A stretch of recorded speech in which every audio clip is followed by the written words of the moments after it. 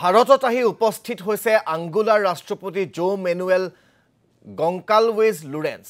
ৰাষ্ট্ৰপতি ভৱনত guard of অনাৰেৰে আদৰণি জনোৱা হয় ৰাষ্ট্ৰপতিগৰাকীক।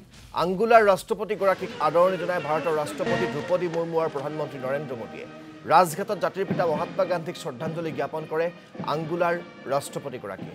জো মেনুৱেল গংকালৱেজ লুৰেন্স এয়া আপোনালোকে দেখিবলৈ পাইছে। তেওঁ মহামানৱ মহাত্মা গান্ধীৰ প্ৰতিমূৰ্তিত শ্ৰদ্ধাঞ্জলি জনোৱাৰ মুহূৰ্তৰ দৃশ্যাংশ আৰু এয়া তেখেতক গাৰ্ড অব অনাৰ দি আদৰণি জনোৱা হৈছে ভাৰতলৈ।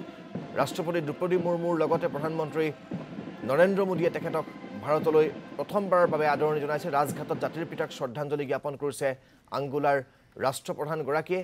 আমি দেখুৱাইছোঁ আপোনালোকক এই দৃশ্য।